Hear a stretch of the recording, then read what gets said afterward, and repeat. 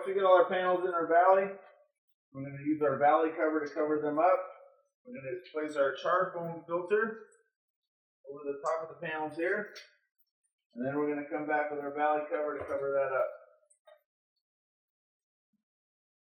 Now you can also put a bend on the end of this if you want to. Just make sure that I overhang it so I don't block my water flow. But you can put a bend if you need to.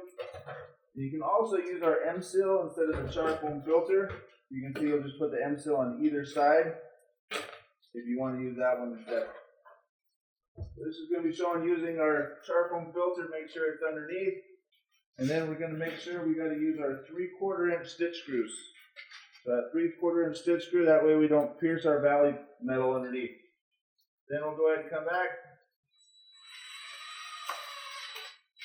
Stitch those into the panel, making sure not to put any holes into my valley pan. And just make sure we're keeping this nice and straight.